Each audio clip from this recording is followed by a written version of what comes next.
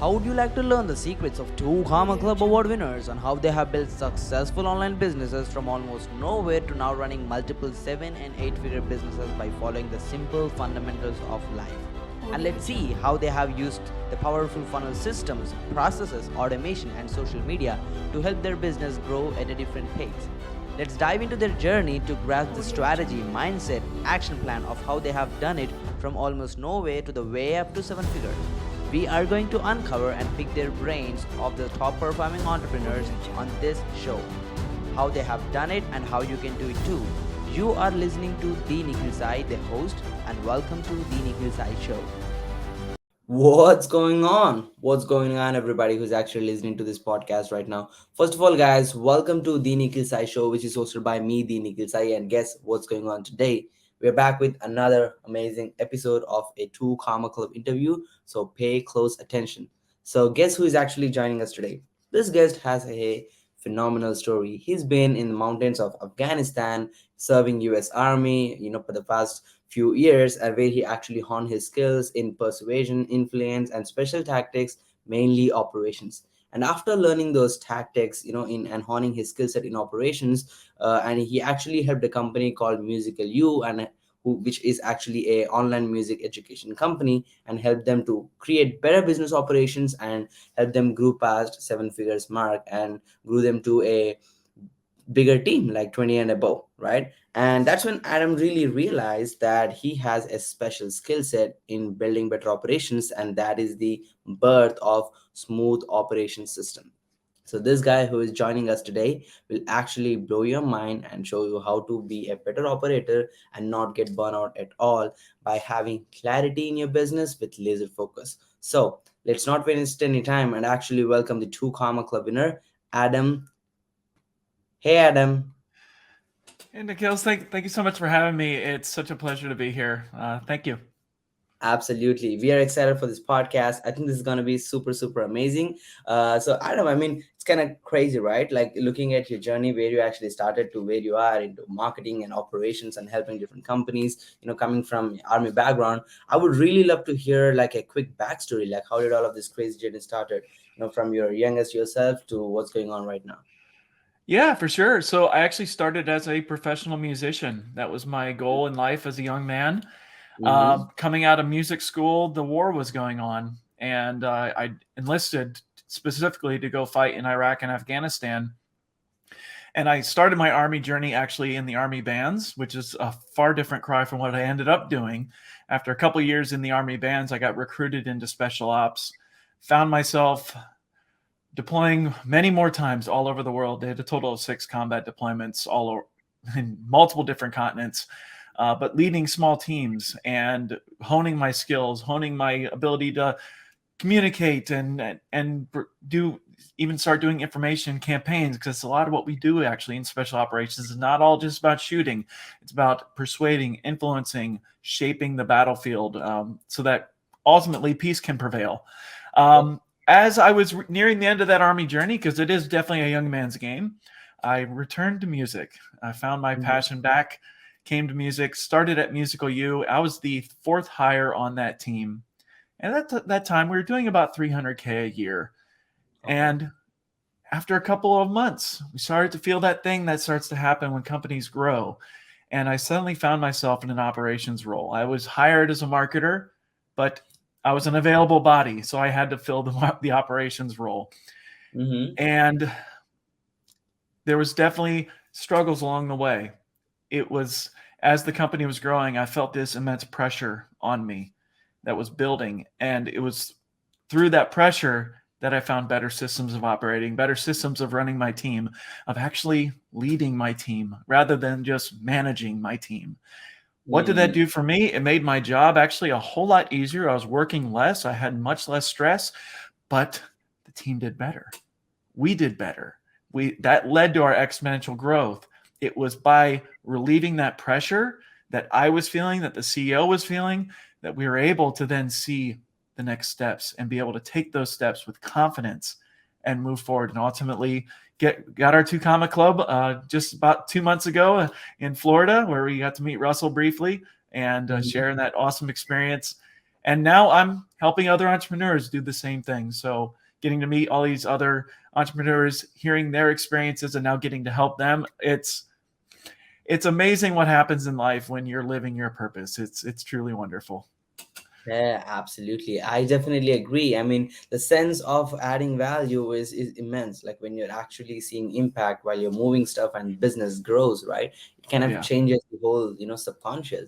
I mean, I could really, I have seen this happening in my own team. So I kind of talk from experience. When you actually lead people instead of trying to manage them, it's two different things, right? They feel differently, they perceive you differently, and they act differently, and they're no longer waiting for the paycheck, they're waiting for the business to grow, more or less, right? Yeah. So now I would love to ask a little bit, because you've been in US Army for a pretty long time, and I think that kind of gave you so much, I think the soldier mindset, and how you actually associate a small team, and how you show the mission and vision, and prepare yourself and the team to even give up your own life, if that comes in, right? You don't give up to your mission, you Mhm. give up yourself in any cases. So that mindset and stuff, how did that actually help?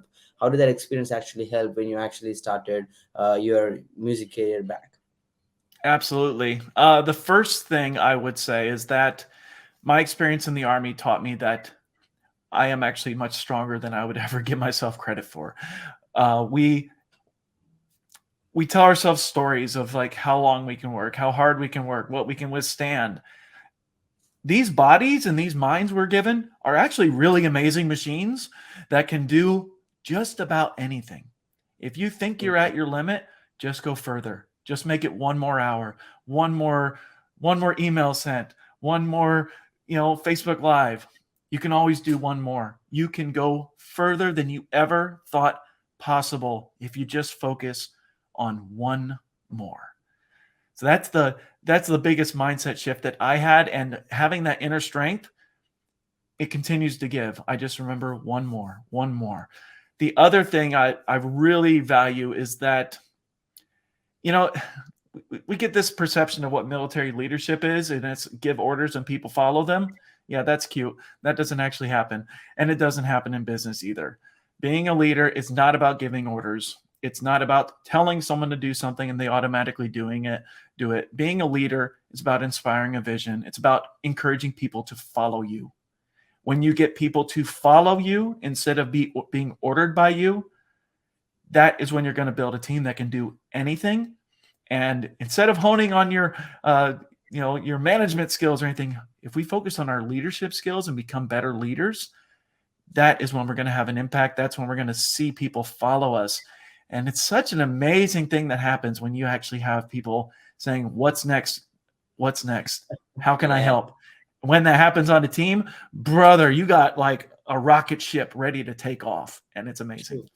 Yeah, I mean, I believe, yeah, great products and great services are only fulfilled by people who are motivated by themselves, and a paycheck won't really motivate that much. It's a Oh, piece of it, I'm sure, like, but the vision and the attractive character they are sticking towards to be in that company is, I think, the much bigger creature they create as a team, the culture they create between them while they actually process.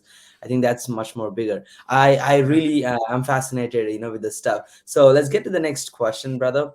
It is really crazy, within the past few years, what you have done at Musical You. Would you mind, I mean, giving like a glimpse of, okay, you joined at 200K and you almost like 3x their business within like very short period of time. How did you actually do it? What was like the action plan, execution plan of you jumping in, moving the stuff, and helping the business mhm. grow past some years? Absolutely. So the first step was we really had to have a common operational framework, is the phrase I used in my program.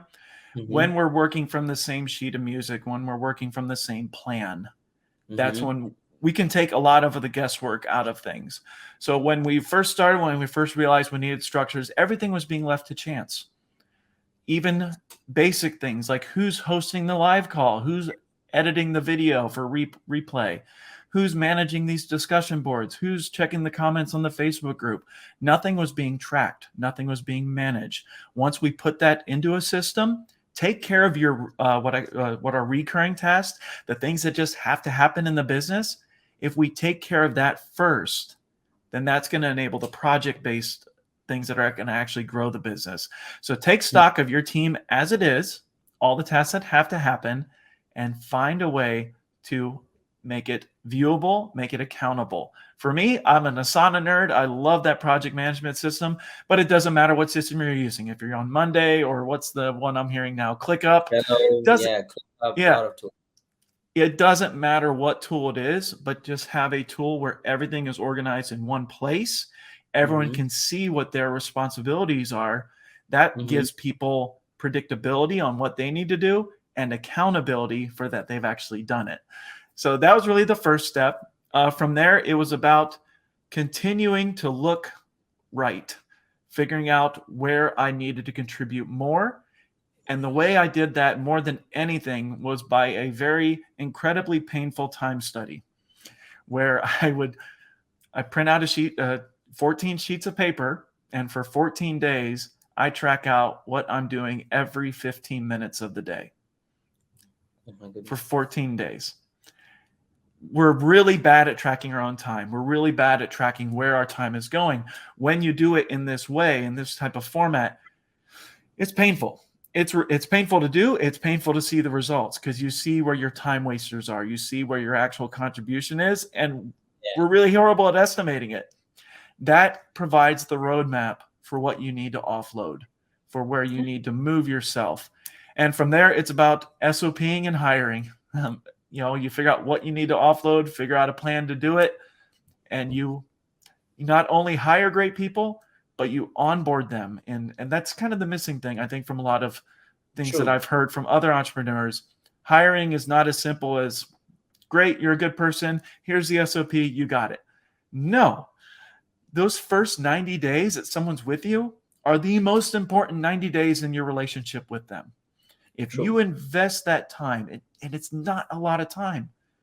I'm talking, if you get on a Zoom call with them 15 to 20 minutes a day for their first 90 days to provide feedback, to provide support, a conduit for their questions, you're going to see a high performer in a very, very short period of time. You're going to see someone that's connected to you in a very deep way.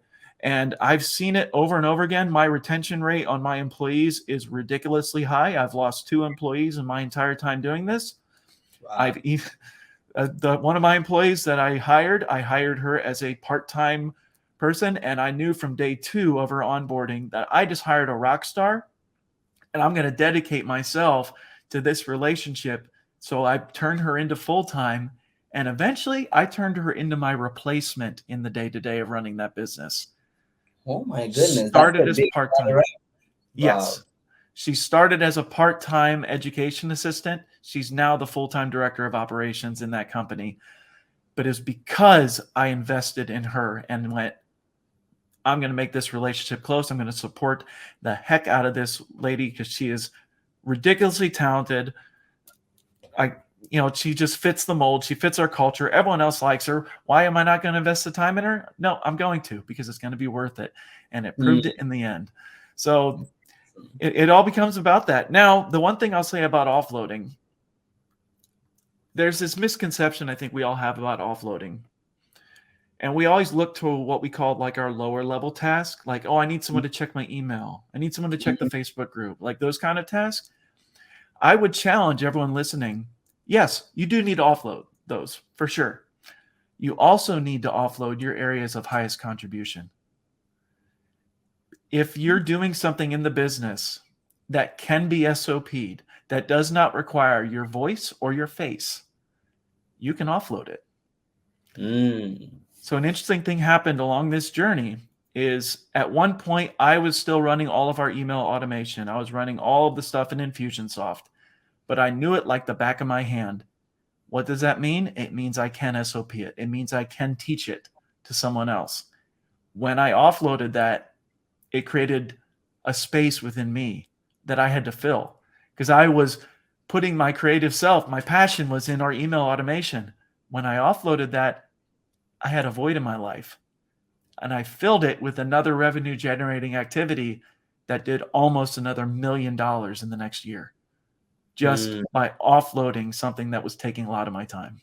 Yeah, true. I mean, of course, as an entrepreneur, right, you kind of stage up. And I think, when you find something very interesting as well, that's a piece of your business, I think it absolutely makes sense to offload. And I'm glad that you actually pulled it up when you actually time track, like as you're doing this, my Clockify is already running. Once you get the sheet and you look at that, you should be like, oh my goodness, I'm jumping from task to task, like, every 3 minutes. And that's the only reason I only got 5 things done today instead of 15, which I had in my to-do list, right? So Right. that totally makes sense. I think this is one of the biggest takeaway for everybody, guys. If you're not time tracking, you should be. It's as Mhm. simple as filling an Excel sheet to using a free software like Clockify. There is Hubstaff. There is just so many other softwares you should be getting on. But time track for you and your teammates can give you so much more focus. And Adam, I really like the fact that you pull this up of taking somebody from like really just virtually helping you part-time to making them to a very key operator in the business. Now I would love to hear from you your opinion on this. Like so many businesses, right, when they're especially growing, they overstress on, oh, market, you need to sell more, and oh, you need to hire people, they'll figure it out, right? But like operations is kind of like, this is kind of boring stuff for a lot of people because they don't have the tone for it. Marketing is good to talk about, they're pulling Right. people is good to talk about, but operations, like, it's very low people's cup of tea.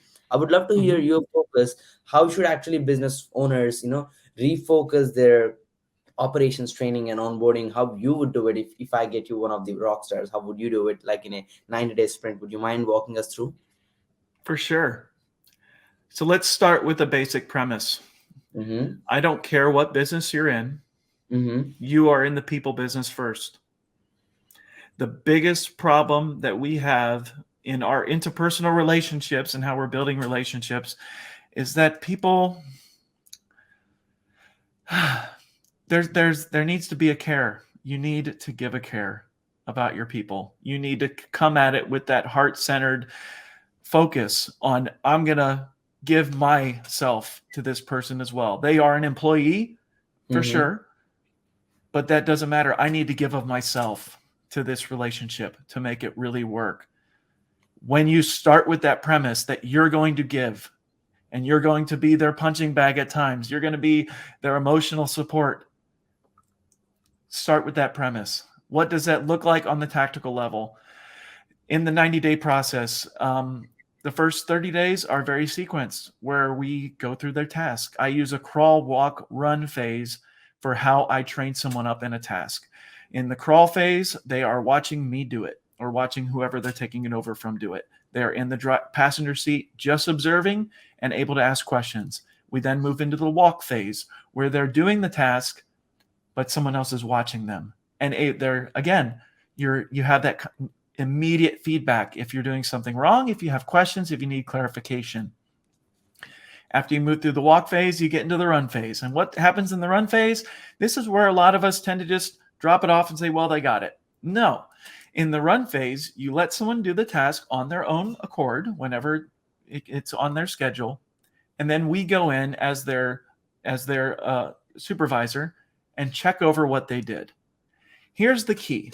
When you're doing that, you do not fix it for them.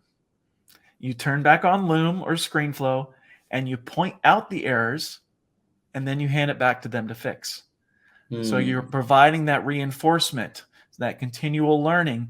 And they also know that, oh, Adam's checking my stuff. Adam is going in there, making sure that I'm getting this right, helping me out, helping me to continue to grow. All of that is about building that trust, that relationship, that I am not just someone here to tell you what to do and to nitpick when you do something wrong. I'm here to help you grow into the person that I know you can become. All throughout this journey, we are meeting daily, 15 to 30 minutes a day, every single day, to check on their progress, to check on their onboarding into the company. Then we do a weekly review every week, and this continues for the full 90 days. By the end of it, you get on that call, and it's like, how's everything going today? Good. Great. Any questions? Nope. Okay. Well, if you have anything, let me know. You're going to reach that point in it, and there's no reason to force a conversation because he said you're going to have a 15-minute call. If it takes 3 minutes, it takes 3 minutes. But like I said, you're reinforcing that connection. You're reinforcing that support. And I like to equate it as when I bring a team member on, I feel like I want to wrap them in a big, just a blanket of support where they know that there's other team members out there that, even though we're remote, because like 99% of us all remote virtual businesses, right? Mm-hmm. It's too easy to dismiss that as saying, oh, they got that. They got that. True. We can reinforce some of the same things we see in a actual physical environment, but in our virtual ecosphere, just by having those connection points. Yeah, I mean, I kind of agree with you. I it totally makes sense. You know, like when you actually get a new team member, so many people don't set expectations and Mm, they overhire in the first place because, oh, we're gonna scale past. We need more virtual assistants. We need more teammates. Let's hire them. And the first 30 days, they don't even teach them anything. So what they train themselves on, they train to be lazy. And the second 60 days, you want them to perform like crazy. They already are trained to be lazy, and you never right. give them instructions. You never check their work, and they get frustrated suddenly because you're giving salary and you didn't ask them to do anything the first month. Then you're asking to do so much without any training, and then you Right. get stuck. Okay, these guys can't do, let's just fire them and let's do it ourselves.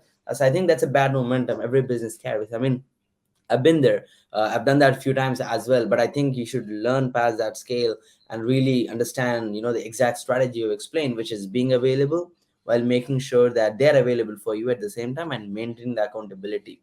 I Mm-hmm. love it.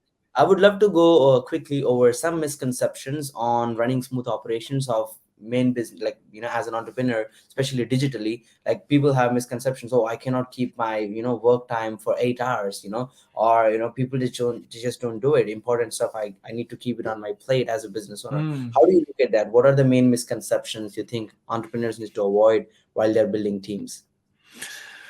That's a very good question. Um, I think a lot of us talk ourselves into this idea that it's something only I can do. Like, I have Hmm. this special sauce that only I can do. And I'm guilty of it too. I mean, we all are. We can all look in the mirror and say, oh, remember that time you did that? Yeah, exactly. Um, but the idea that no one else can do things for you. I was just talking to a gentleman the other day on a discovery call. We were doing some strategy, and he said, well, the problem is I hire people and they're just not as good as me. I'm like, well, not yet. I mean, you can't not like It's not put possible. not yet into your vocabulary, and you'll be Yeah. better off for it when you hire people that are capable. I'm far more interested in hiring someone that is the phrase I use is intellectual curiosity. If they're curious, their love of learning, they like to read, they like to listen to podcasts, they watch YouTube videos, like all these little key characteristics that we know about ourselves that are an indicator of that we're a love of learning. If we find that in people, is it really that hard to teach someone how to do your email automation? Is it really that hard to teach someone how to manage your Facebook ads? Those are all skills. We can train skills. So yeah, it's partially about getting out of our own way. I think as entrepreneurs, what I would say to anyone saying, yeah, but, take yourself into dreamland for a little bit and just go for a walk, leave the computer beside, and just ask yourself, what do I really want to do? What is the area of this business that makes me the happiest? That is my highest level of contribution, that fills my soul? And what if I could do more of that? What would be my dream come true scenario of my Hmm. day-to-day life? When you answer that, I promise you, those other tasks aren't in that plan. They Running here, aren't running here. part of that vision. Lean towards your vision and just let go. When we let go, it's so hard. It is hard to do. Yeah. Yep. It was hard for me to hand over my baby in Infusionsoft and all the campaigns I'd created that, quite frankly, I could probably do a case study just on how to make super sexy Infusionsoft campaigns. But that's not my highest area of contribution. Not even close. I had to let it go. Yep. It Yep. was by dreaming of that vision that I was able to talk myself into it. Yeah, I mean, I agree. Like, this was with me. Like, when I was starting, when I was like building my own funnels and stuff, I was like, no many how many projects I get, I'll still be building funnels. I'll build the graphics, the logos, the Photoshop stuff, and then like after that, I would really see like, okay, it's good to let other people who are much better than me. They put more hours, more, like decades of experience in building websites Yeah. and funnels and graphics, let them do it, and I would do something important, which is building business, making the team work together and all of that stuff. And yeah, it's hard to let go. I was like super emotional, like I am starting as this guy, then why am I changing? But you need to. That's how business grows. If you're the same guy, you would be that Yeah. freelancer who is stuck at an income roller coaster, more or less, right? But I really appreciate you bringing that up, Adam. This is really cool. Now And let's talk the about. cool thing to caveat on that, I just heard Russell Brunson speak a couple months ago. He Mhm. still spends, even at his level, he still spends 1 day a week building funnels because that's part of his identity. And so the neat part about offloading and when you're doing it from that supporting role, you're not actually letting it go. You're still involved in it. You still have your place in it. Your Mm, place is now at a higher level. So you're still yeah, going to, if you're afraid of losing that part of your identity, you're still going to have that part of your identity. It's just going to be at a higher level. So if that can really. talk anyone out of that fear, that's what been my experience is Yeah, your true. level is just at a higher level now. Yeah, I still make sure that the supervision is always there, because you can offload it, but you can't let it completely go from your hand, because that's gonna crash for sure if you don't even Yeah. supervision it, right? And I really love the fact that you bring up this specific keyword, that intellect curiosity. I think that's really important, especially when you're hiring and picking the right cherries for your team. I believe that's how you grow that team from 4 to 20, and help it grow past 7 figures. It's really picking the right people. Now, Mm-hmm. in terms of, I have one more question. It's really interesting to see when somebody, because everybody feels this as an entrepreneur. It's not about how are you good at operations or you're not. It's more about how good you are, right? So in that case, everybody needs to have like a series of actions they need to look at and improve their business operations. Like how would you look at improving operations fast? How, what is kind of your framework in getting into new business, looking at that and being like, okay, these are the few things, here's how we do it, action plan? Would you mind sharing a little bit about like a fast action plan to keep smooth operations, bottom line? Yeah, for sure. So the first step is always take stock of your current business. We can dream of whatever's next, but let's take stock of what we currently have. Let's actually get things on paper. And it's not sexy, but it's effective. It's something as simple as an organizational chart. What does Mm-hmm. your organization actually look like? Who's reporting to who?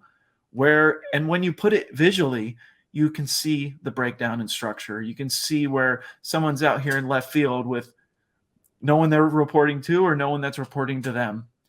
I like to take organizational charts to another level, though, where we're not just putting a title on someone, but we're actually then listing their task underneath them and what they're actually handling. Mm-hmm. When we do that, we see where our out of balances are. We see where someone may be overloaded, where someone may be underloaded, and where we can start to cross load things.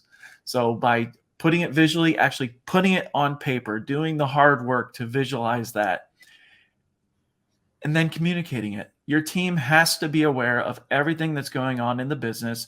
They need to be aware of their role in it. They need to be aware of Bob's role over here, who's doing the video editing, and Susie's role, who's doing the marketing. Like, when you are a transparent company and you lead with that transparency, you get a lot of buy-in from your team. And what the amazing thing that you're going to see is you're also going to see your A players start to arise because they're going to have ideas too. And so that fun little thing happens just by as simple as visualizing what we're doing, putting it on paper. That's Mm-hmm. really the first step. From there, it's about cataloging everything that we possibly can, making Mm-hmm. sure we're working from an area of predictability that is not only with the aforementioned recurring tasks that I was talking about, as far as who's managing the Facebook group today, who's doing the email blast, all that stuff is documented. But you also want to have predictability in your meeting structure. We need to have a consistent communication cadence within our team. If you're going to have a Monday stand-up meeting, it needs to be the same time every Monday. It needs to be agenda-driven. It needs to be outcome-oriented. Mm. That provides structure, stability, and most importantly for your team, predictability. When you build those things, you're building the foundation that you can build everything else from. So I was thinking about this before, where When we think of really strong structures, like there was a physics experiment we did when I was a kid where we had to build something out of balsa wood and put an egg in it and throw it off the roof of our school. The most complex one, the ones with the most connection points were the strongest. We know that from architecture, from engineering. The devices with the most connection points are the strongest. So I'd ask you, what connection points are you building in your company? All these little things I was talking about, the recurring tasks, the meetings, any kind of daily interaction you're doing as the leader. Are you doing a daily interaction, a video for your team, a Slack message for your team, some kind of connection point? When we build connection points, we make our company, our unit strong. Strong units can withstand pressure. They can withstand stress. I think this is a big one. That was big. And yeah. So look for as many connection points as possible. One thing I used to do, because our team was remote. CEO lived in London. I live in Ohio. We had a team member in New Zealand. We couldn't meet every day. It wasn't geographically possible. Yeah. So I would jump on Zoom every day and record a 4 to 5 minute video to the cloud. And it was my personal welcome to the day. Here's what we got going on. Got any questions? Got anything you need support on? My open hours are from 12 to 2. I'll have the Google chat room open. Simple as that, but that was a connection point. I mean, I think that access means a lot for especially people. Yeah. It just shows like, okay, this guy's open to help. If I'm struggling or if I feel like I'm accomplishing less, they could have a conversation. Because I had like some hard conversation with, business, especially teammates, and you ask like, hey, why are you underperforming? And then they start saying like, I never know that I should overperform. I don't know what metric I should be measured on. I don't know what I should be doing. I felt like I didn't have support. I think having that open room, an open table to have a conversation is really a good step for everybody to move forward. Now, that was really amazing, Adam. Really appreciate you getting details into operation. Now, I have a series of questions which are going to be very interesting for the viewers. I would really love to get started with, the tools you actually use to, manage your clients and your projects for productivity and your team management. Yeah, for sure. Biggest tool I use is Asana. I have everything built into Asana, even my own personal daily morning routine is in Asana. So yeah, that's my biggest one I use. I use a physical planner. We have these remote, these tools we can use. I find something incredible about writing something down. We know scientifically there is a connection between our pen and paper that creates a different neural connection in our mind. That's definitely huge. As far as any other like communication, I use Slack a ton, of course, like everyone else, and Zoom. But we don't have to overthink this, right? If it's more about consistency within a tool. So that's where Asana has really become my bread and butter. I've just built everything out into there and managed my entire life through that one tool. That's been the biggest step forward for me. Yep, that's pretty awesome. Just in case, like, do you have any specific tool for SOPing? Like we actually use Notion. Do you have anything like that? Any other tech stuff you actually use? Yeah, I use the most basic way of SOPing possible. I use ScreenFlow. So guys, you don't need crazy HubSpot, this and that, $2,000 a month, crazy tools. You could even do it on a Google Doc. So don't make any to build your SOPs, okay? That's where most people get mixed up with SOPs. They start thinking towards technical solutions. Here's the thing. I do a 2-step process for SOPing. First, I film myself doing it. And I don't just film me doing it, I narrate it. So I'll be talking through my steps. And here's the crazy thing that happens, guys. You're going to do it. You're going to watch the replay, or you're going to be in the middle of it, and you're going to go, why am I doing it this way? This is stupid. There's a way more productive. You're going to talk yourself into a better way of doing it. So you're going to have to do like a version 2 or a version 3, but you'll get it by version 3. I then get a transcript done, and the actual written, do this step, do that step in a Google Doc or in an Asana template. I don't do that. The person I'm offloading it to does, because that way they're watching my SOP video with intention, because they know they have to document it. What does that do? Whenever we're watching a video and we're actually having to do something with it, we're watching it at a higher level. We're watching it with much more attention to detail and the actual application of things. So it's just, it doesn't have to be complex. I like it. I mean, that's a good strategy for SOPing. So in case if you're lazy to, just record a Zoom while you're doing it and then have who you want to offset that task to, kind of transcribe that stuff. One tool I personally use to kind of create SOPs, it's called Scribe. Any viewers I who's know that watching, one. that's a good one. Like it really takes you, it really kind of already documents every movement you're doing, every click you're doing in like step-by-step tasks. So it literally creates like a checklist after you end the operation completely. So it's Hmm. like a manual for anybody.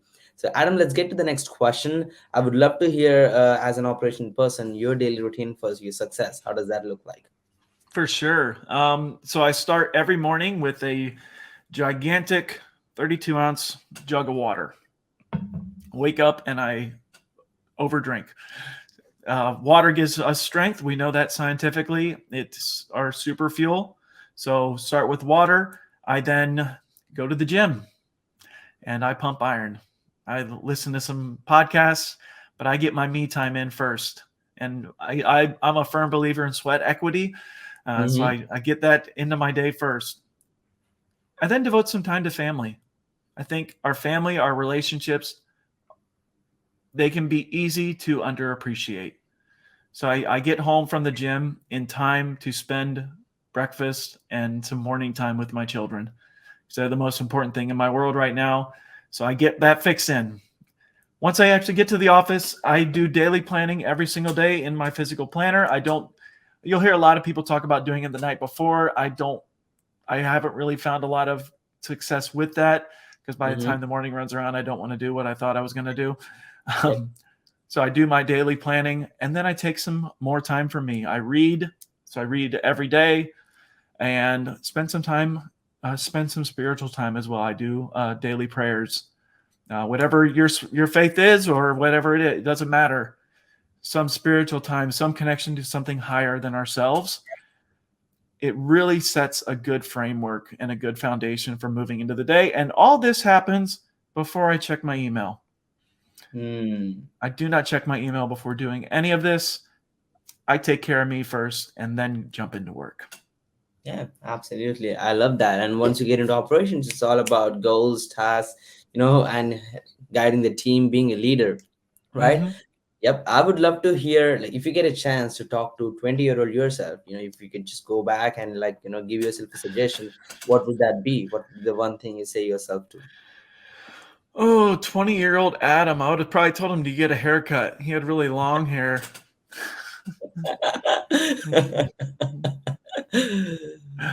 Um, hmm.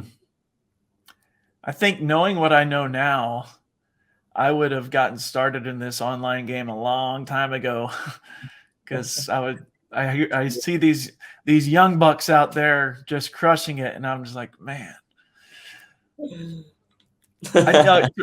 To be honest, this gets. I would have told 20-year-old Adam, "Hey, that girl you're with, marry her sooner." Because I waited a little bit, and we ended up getting married. But I would have said, "You have no idea the happiness that's waiting for you. Hmm. Marry her sooner." Okay, wow, that's a big one. Appreciate you mentioning that. I would love to hear your life's biggest achievements and any next bigger goals in business. Hmm. My biggest achievement is that team I built. It's building a team of people that just genuinely it was a great relationship That's a to good one. know that I had this group of real people around me just supporting me every step of the way. They were Yeah, taking my lead and they were running with it and they're doing great things. And that whole process of building that team, finding my leadership, finding my own voice, that's one that can't be replaced. It's not an award, it's not a decoration on your wall, but yeah, it's a feeling that once you do it, you know how to do it and you're going to be able to do it over and over again. exactly. That's a magical thing. I'll tell you this. Very few people actually said that. That really shows that you really care for leadership instead of teaching leadership. Like that's two different things. And I love that you actually brought it up. Any bigger goals? Anything you're aiming, in the coming year and two? Yeah, I got a huge goal. And that's that. I've seen how operating systems can be built, and there's a popular one that's being prescribed to a lot of entrepreneurs. Mm-hmm. And it all has to do with that integrator role in a company. True.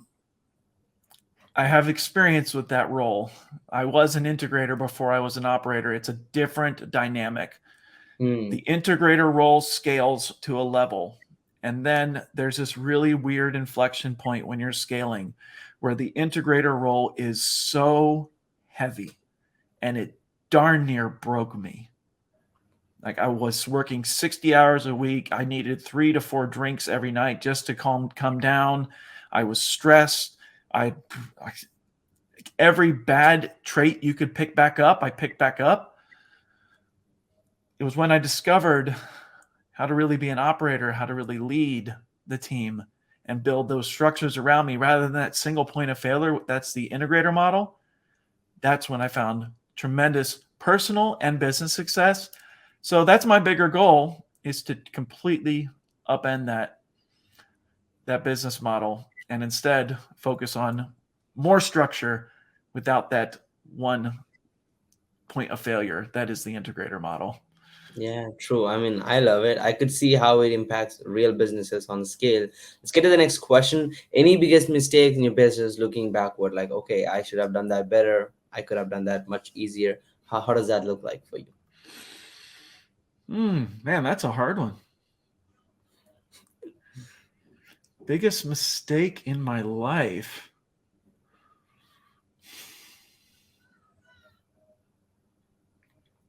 There was one relationship I had, a business relationship, that just went south. And it went south really hard. And it's still painful to think about because it was a very close relationship. But ultimately it didn't work. And I had to walk away from that relationship entirely. The thing was, reflecting back on it, it could have been avoided. What ended up causing that rift between us, and the rift between us was caused by a lack of transparency. Now it was on his end, but no blame, no body, because I needed to address the fact that the lack of transparency was causing me issues and not speaking up for myself, not being my biggest advocate to say, brother, you're really causing me a lot of apprehension because I don't have transparency. I don't know all the details that I should know about. And not speaking up for myself there, I'd say, is the absolute biggest mistake.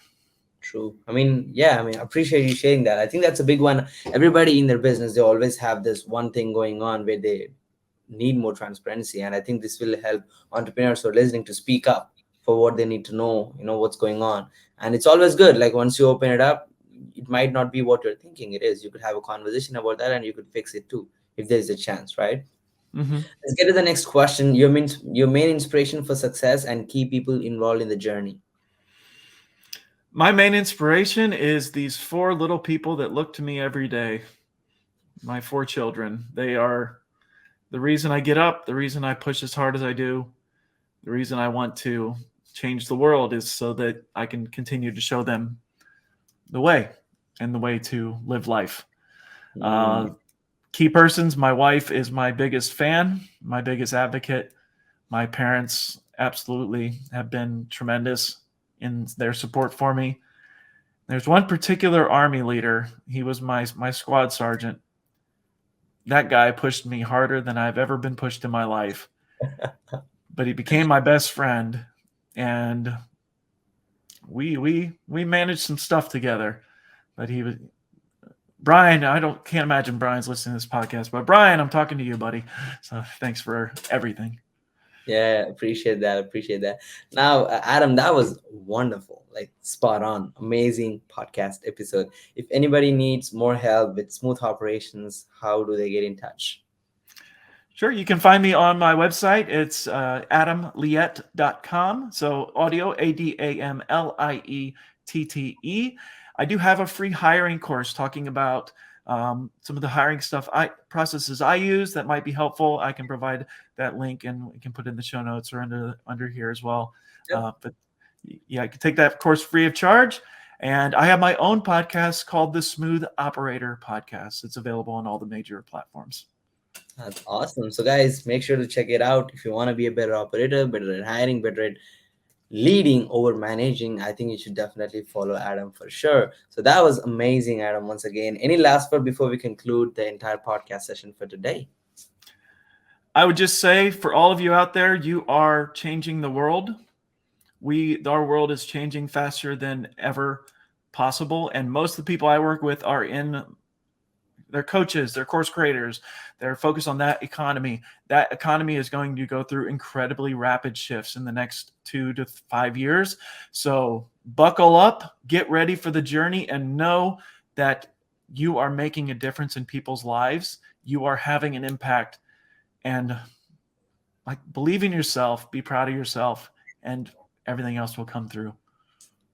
That's awesome. Beautiful message. Again, once again, Adam, thanks for this amazing opportunity. It was really cool, picking your brain on this quick podcast episode. I'm sure, our viewers have definitely learned a lot. So, guys, just make sure to connect with Adam. Click the link in the description if you want to get the free course, and that's available right there. And stay tuned for the next interview, guys. I'll be coming back with another amazing guest, just like Adam, so that we could grow together. This is me, the Nikhil Sai, signing off with Adam Liette. Peace.